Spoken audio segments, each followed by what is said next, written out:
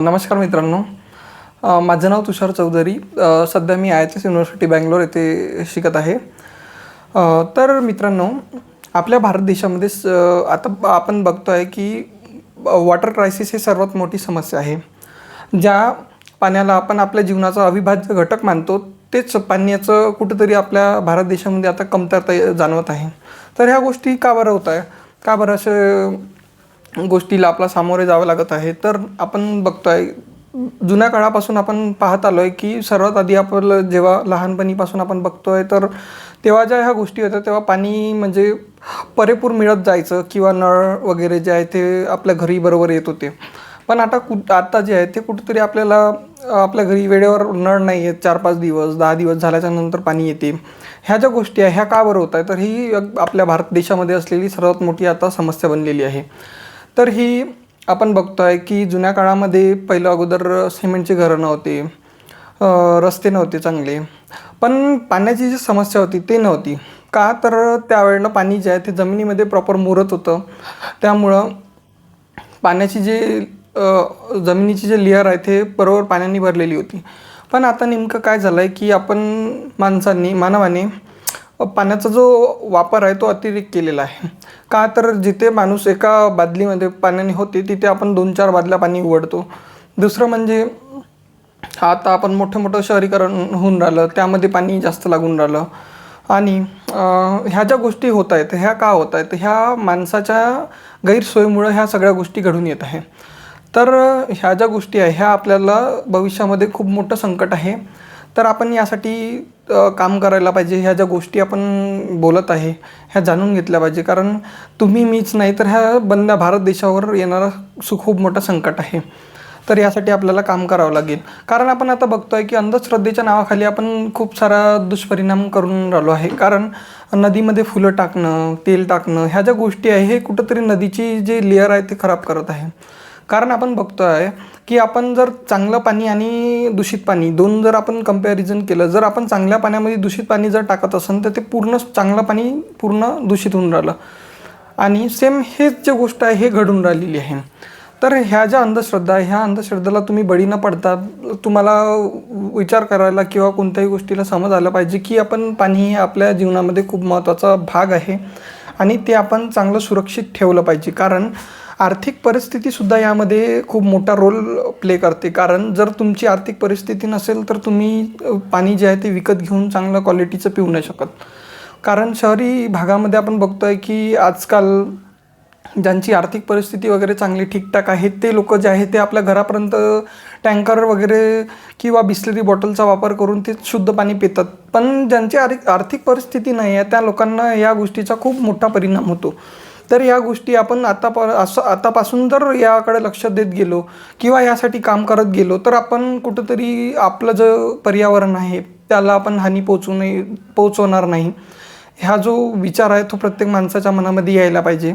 कारण फक्त हे मानवासाठीच नाही तर आपण पशु आहे, पक्षी आहे, प्राणी आहे, पर्यावरण आहे, तर ह्या सगळ्या गोष्टीची जे साखळी आहे ते ह्या पाण्यामुळं तयार झालेली आहे.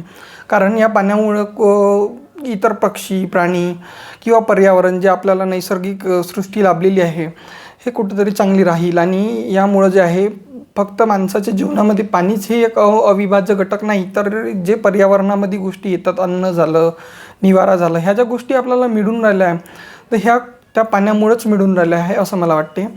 आणि हे आपण चांगलं ठेवायला पाहिजे. कारण आपण आता बघतो आहे की शहरीकरणामुळं जे आहे मी एक छोटंसं उदाहरण देते. बँगलोरला लेक ऑफ सिटी म्हणून ओळखलं जात होतं.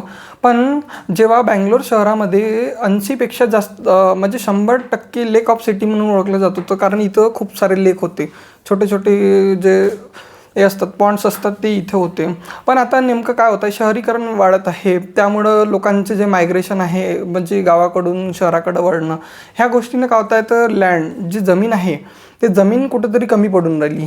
हे जमीन कमी पडल्यामुळं लोक जे आहेत ते जे हे असे छोटे छोटे डॅम आहे जिथं खाली जागा आहे त्या जागेवर आपला कब्जा करून किंवा मोठमोठ्या बिल्डिंग तिथे बांधून लोक पैशासाठी ह्या ज्या गोष्टी आहे याच्याकडे दुर्लक्ष करत आहे आणि मोठमोठ्या बिल्डिंग्स त्या जागेवर तयार करत आहे.